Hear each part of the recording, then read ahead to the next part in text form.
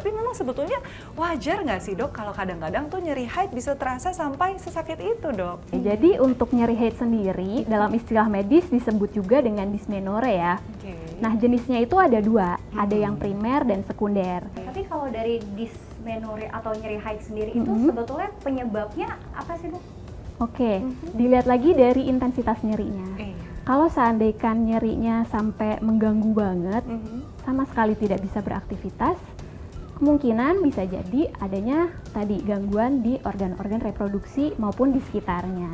Tapi dilihat lagi, kalau ternyata oh aku walaupun sakit masih bisa nih tetap syuting kerja gitu ya. Kemungkinan memang itu dysmenorrhea primer yang secara alamiah terjadi di dalam tubuh wanita.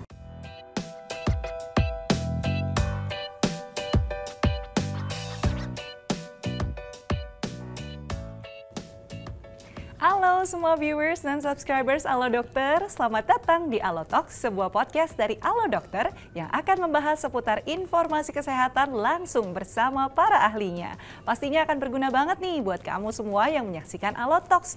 Nah, buat para penonton setia Alo Talks, khususnya para perempuan nih, baik yang usia remaja sampai dewasa muda, mungkin udah nggak asing lagi ya sama yang namanya nyeri haid.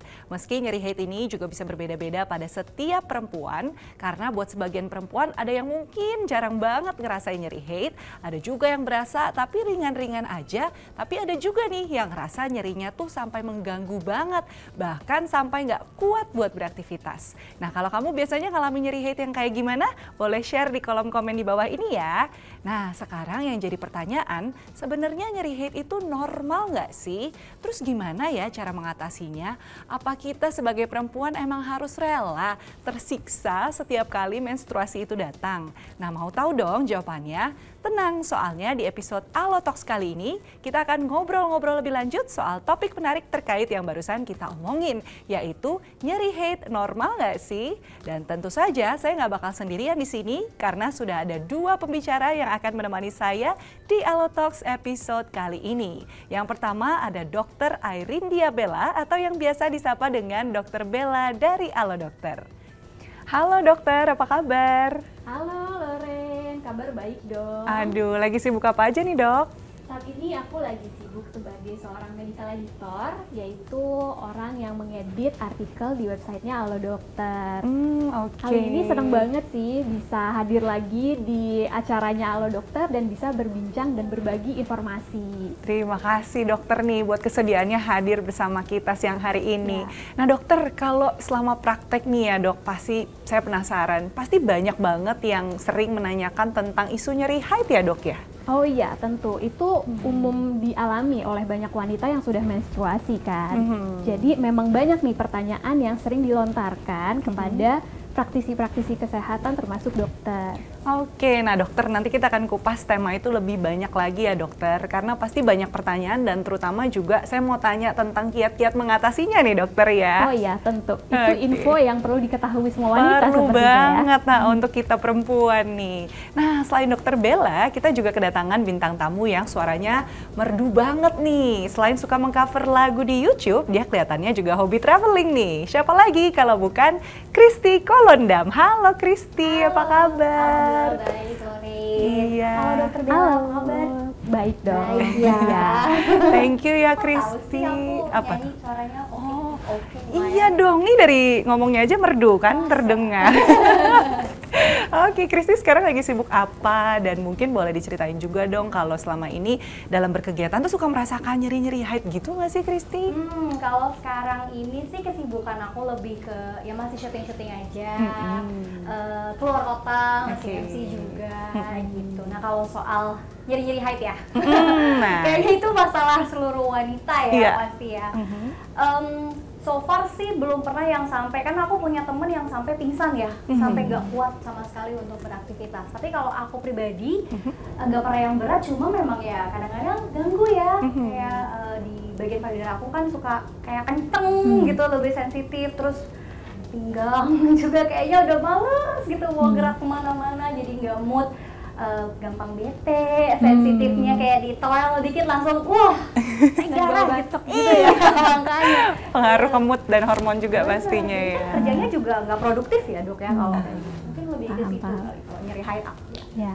Oke, nah tapi memang ya dok, ini juga saya juga mau cerita sedikit nih sama kayak Kristi gitu, kalau lagi dilanda sama nyeri haid atau datang bulan terutama di hari pertama ya, aduh itu biasanya tuh bisa melilit sampai yang pengennya tuh langsung keruntelan keruntelan di dalam selimut dan nggak kemana-mana, apalagi kadang kalau harus nyetir, harus syuting gitu, itu kadang mengganggu aktivitas sekali gitu, at least di 1 hari pertama. Jadi memang biasanya di dalam 1 bulan itu sudah harus saya antisipasi 1 hari di mana jadwal dikosongin dulu deh dok gitu. Tapi memang sebetulnya wajar nggak sih dok kalau kadang-kadang tuh nyeri haid bisa terasa sampai sesakit itu dok?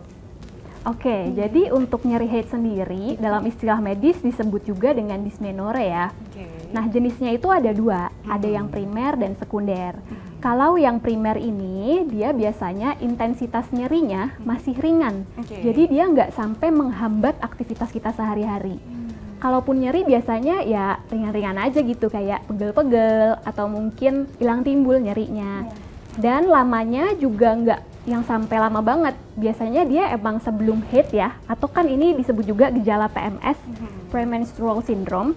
Dan biasanya bisa berlangsung sampai beberapa hari di awal menstruasi. Ya tadi 1 atau 2 hari gitu ya. Tapi kalau yang sekunder, dysmenorrhea sekunder, ini bisa terjadi lebih lama, bahkan sampai menstruasi selesai, ini masih bertahan nyerinya. Dan intensitasnya juga lebih berat. Maksudnya untuk kita aktivitas, contohnya kayak kerja atau belajar, itu sampai nggak bisa sama sekali. Sampai dia harus bener-bener off dari kegiatannya. Bahkan untuk bangun dari tidur, atau mungkin kayak temen ya yang sampai pingsan, itu bisa terjadi juga. Tapi kalau dari dysmenorrhea atau nyeri haid sendiri itu sebetulnya penyebabnya apa sih dok? Nah ini pertanyaannya bagus banget, karena ini sering banget ditanyain kan sama orang-orang, terutama wanita yang sudah menstruasi ya. Penyebabnya itu tergantung dari jenisnya yang udah saya jelasin tadi. Kalau yang primer, ini kan karena proses alamiah ya di dalam tubuh wanita. Jadi kalau kita mau menstruasi, sebetulnya rahim kita tuh lagi mempersiapkan diri untuk menangkap sel telur yang dibuahi oleh oleh sperma. Jadi dia mempersiapkan untuk proses kehamilan. Tapi kalau si sel telurnya tidak dibuahi, otomatis si rahim ini juga akan berusaha untuk mengeluarkannya. Nah, jaringan rahim tuh juga udah menebal sebelumnya. Dia juga akan berusaha untuk diluruhkan. Makanya nanti akan terasa seperti kram, nyeri gitu-gitu ya. Karena ototnya rahim lagi berusaha keras atau berkontraksi untuk mengeluarkan jaringan tadi. Tapi ini adalah proses alamiah. Biasanya termasuk yang tadi, dysmenorrhea primer. Intensitasnya juga lebih ringan ya. Beda kalau dysmenorrhea sekunder.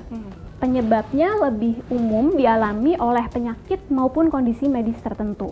Biasanya yang ada di daerah organ intim perempuan. Paling sering di rahim ya. Beberapa contohnya nih, misalnya sakit endometriosis. Itu adalah suatu hal yang terjadi ketika jaringan di dalam rahim itu tumbuh di luar organ itu sendiri. Bisa di indung telur atau di saluran tuba. Nah, kalau hal ini terjadi bisa menimbulkan nyeri ketika haid. Atau bisa juga karena ada fibroid atau miom. Pasti sering dengar juga ya istilah miom. Ini merupakan tumor yang bersifat jinak yang tumbuh di dalam rahim. Bisa juga karena adenomiosis, ketika ada jaringan di rahim yang tumbuh secara abnormal. Nah, tapi nggak cuma di situ aja nih Loren sama Kristi.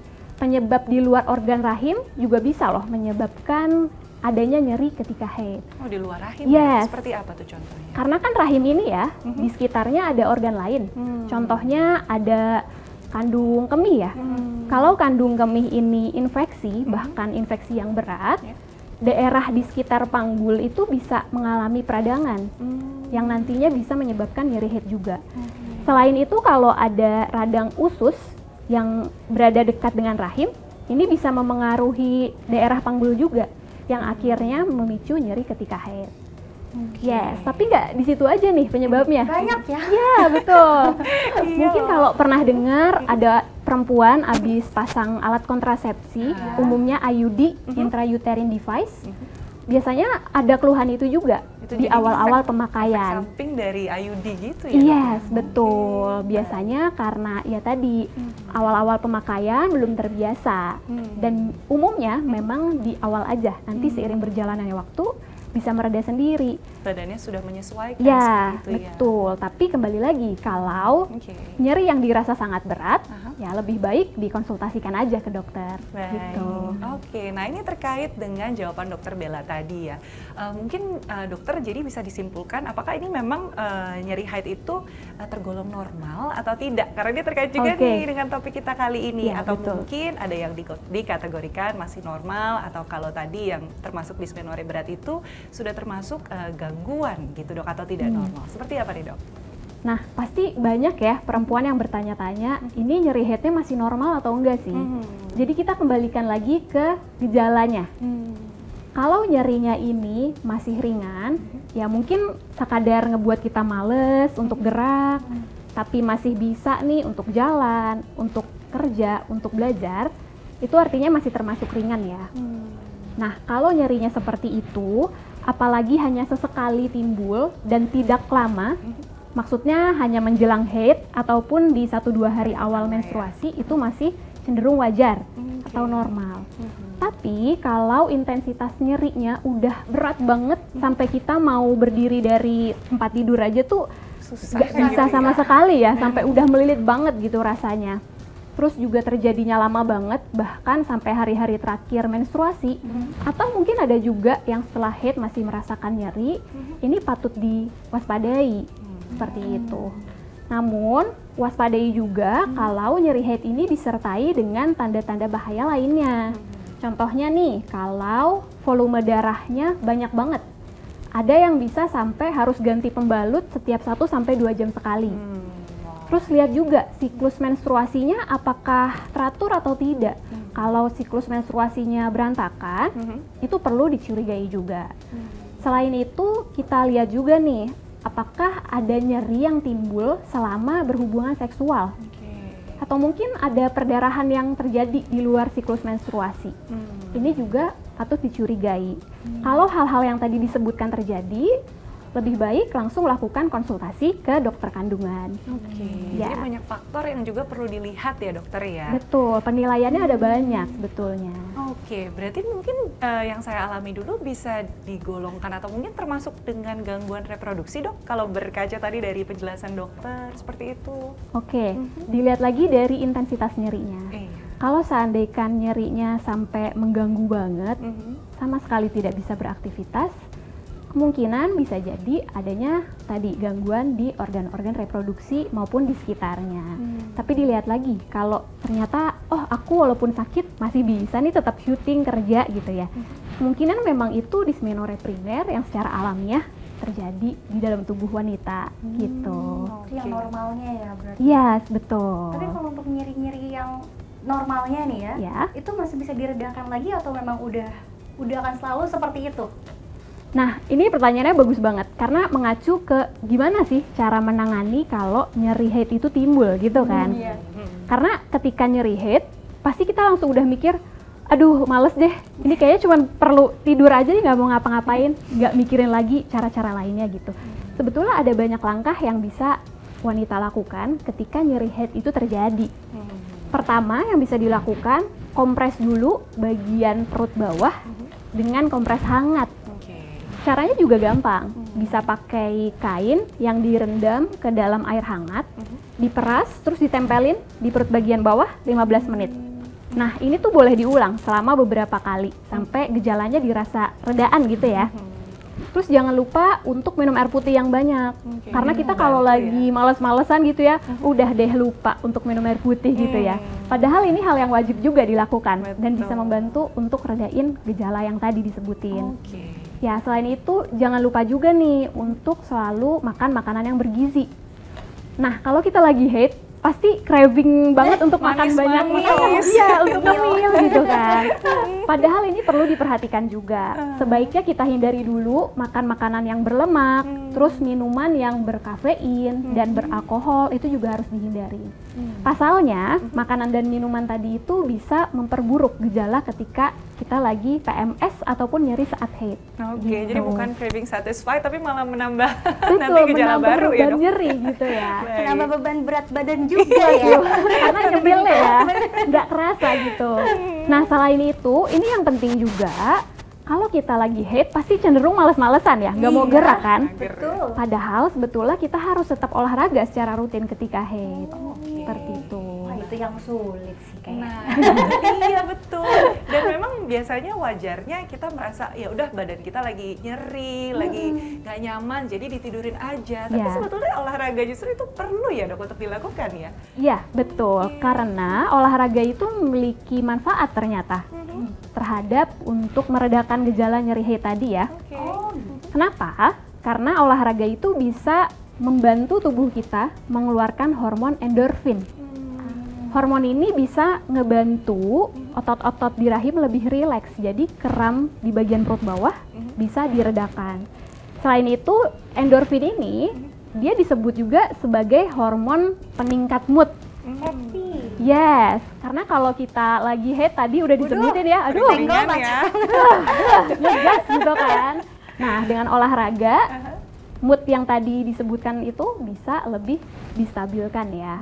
Jadi kita mungkin lebih enjoy, atau mungkin juga yang tadinya sensitif gitu ya, jadi bisa lebih rileks karena pengaruh hormon endorfin tadi. Baik. Tapi dok, saya juga wondering nih, sebenarnya jenis-jenis olahraga apa aja yang sebenarnya aman dilakukan pada saat nyeri menstruasi? Karena kan beberapa jenis yang mungkin kita pikir low impact, tapi bahkan yoga pun disarankan untuk tidak membalik badan atau gerakan-gerakan yang katanya tidak mendukung body flow, blood flow seperti itu. Jadi sebenarnya yang boleh jenis olahraga apa aja sih dok ya?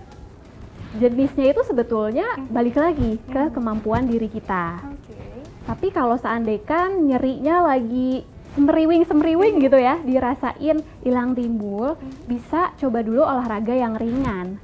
Contohnya nih seperti jalan santai, sepeda santai. Nah, yang penting intensitasnya cukup dan rutin dilakukan. Setidaknya 30 menit deh setiap hari. Dengan melakukannya secara rutin, diharapkan tadi ya, manfaatnya terhadap nyeri haid bisa diberikan secara luas gitu.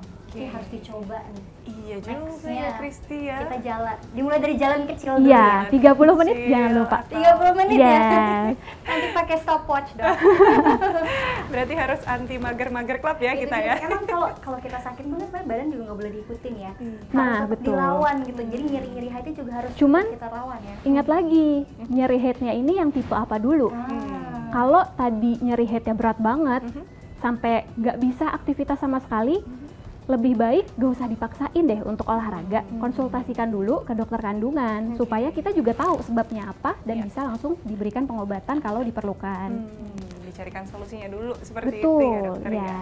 Oke, nah dokter ini kalau berbicara mengenai tadi kan ada beberapa tips yang diberikan nih, termasuk olahraga gitu juga menjadi catatan buat kita ya Kristi ya. Nah, bagaimana dengan bahan-bahan alami? Kalau dulu mungkin orang tua zaman dulu biasanya ibu saya suka menyarankan itu aja minum jamu kunyit asam, katanya membantu untuk meredakan nyeri haid gitu. Iya. Sebetulnya dari sisi kedokteran sendiri seperti apa dan apakah ada bahan-bahan alami yang juga membantu untuk meredakan nyeri haid dok?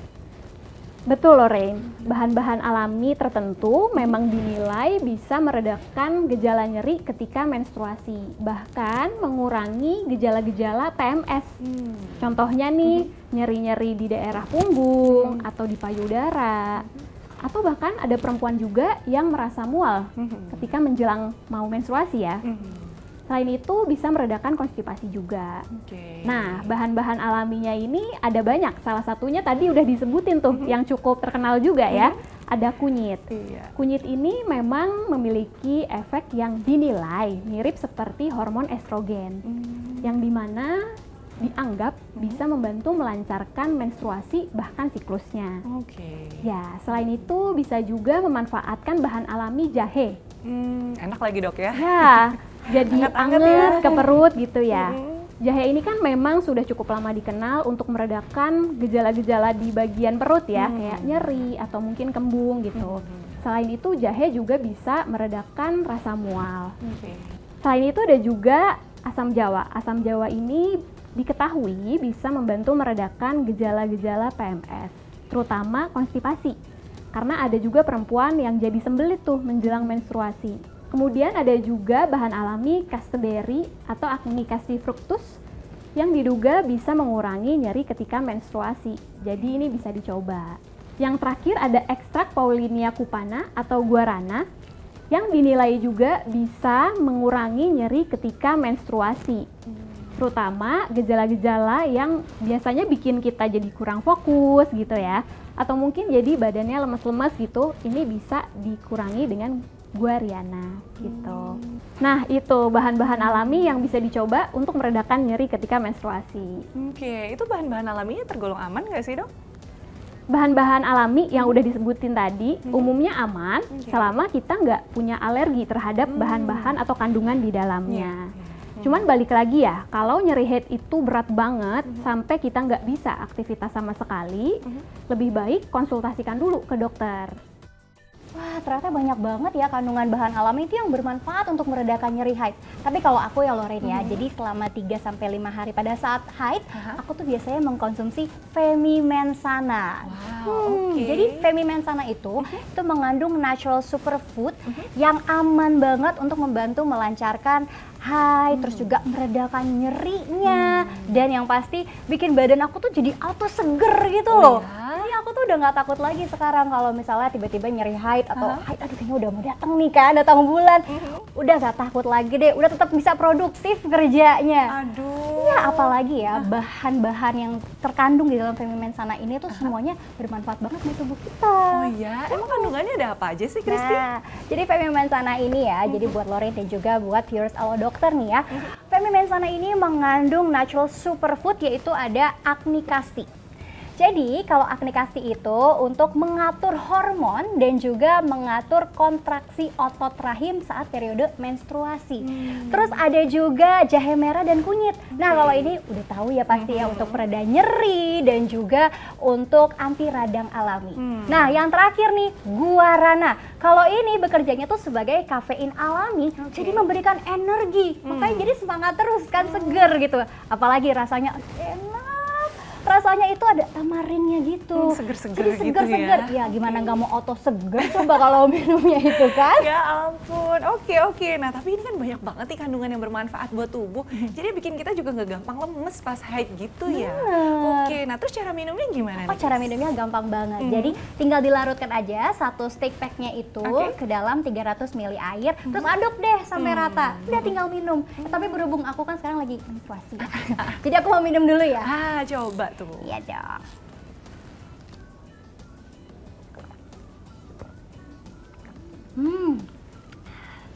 Seger banget. Oh iya, aduh. Enak lagi. Oh iya, aku juga mau kasih info ya. Kalau Femimensana ini aman banget buat dikonsumsi untuk yang penderita diabetes, asam lambung dan juga kolesterol. Tapi kalau untuk penderita tekanan darah tinggi nggak dianjurkan untuk mengkonsumsi ya. Tapi buat lebih efektif dan juga amannya, langsung konsultasikan ke dokter aja. Oke, ini tadi ngelihat kayaknya kamu seruput-seruput seger banget. Kan, seger kan? Iya, terus kayaknya juga emang enak banget gitu untuk di stok. Kalau kita lagi dapet, apalagi kemasannya sachet, mudah dibawa kemana-mana. Ini kayaknya aku harus nyetok juga deh. Gimana kalau ini aku bawa dulu? Aku mau cobain juga nih. Tapi kalau misalnya kurang ya, bisa langsung aja dicari di marketplace. Nanti di search aja Femimensana, jangan lupa di check out, jangan cuma diliatin doang. Tentunya ya, karena kalau udah nemu sesuatu yang praktis, terus juga berguna, apalagi bisa membantu kita untuk tetap produktif dan aktif, kenapa enggak ya kan? Betul banget. Siap, thank you Kristi. Kalau gitu aku bawa pulang semua nih ya oleh-oleh dari Kristi ya. Makasih loh Kristi, nggak sabar nih mau nyoba. Nah pas banget nih untuk para pemirsa yang ada di rumah, karena kita saat ini sudah ada di penghujung acara Alo Talks episode nyeri haid normal nggak sih? Nah tapi sebelum kita tutup, kita mau tanya dulu nih ke Dokter Bella terakhir. Dokter mungkin ada sedikit kesimpulan atau saran juga nggak nih buat para pemirsa di rumah dalam menghadapi nyeri haid bagi setiap perempuan Indonesia? Ya, nyeri haid itu memang banyak dialami oleh wanita yang sudah menstruasi ya. Hal ini tergolong wajar kalau nyerinya masih ringan. Artinya kita masih bisa melakukan aktivitas sehari-hari. Namun kalau nyerinya ini sangat berat hingga aktivitas terhambat, sebaiknya segera lakukan pemeriksaan ke dokter kandungan untuk diketahui penyebabnya apa dan bisa diberikan pengobatan bila diperlukan. Siap, noted dok. Terima kasih banyak ya sarannya. Tentunya menambah informasi dan juga pelajaran buat kita semua ya. Terima kasih banyak Dr. Airyndia Bella untuk ilmunya yang sudah dibagikan bersama dengan kita siang hari ini. Dan juga tentunya Kristi Kolondam yang sudah sharing-sharing bersama dengan saya hari ini dan juga para viewers di rumah. Semoga bermanfaat untuk kita semua ya. Semoga bermanfaat ya. Baik, terima kasih sudah menyaksikan podcast kali ini. Sampai jumpa lagi di Alo Talks episode berikutnya. Jangan lupa untuk like, share, komen, dan subscribe channel YouTube Alo Dokter. Dan hidup sehat bersama Alo Dokter. Dah!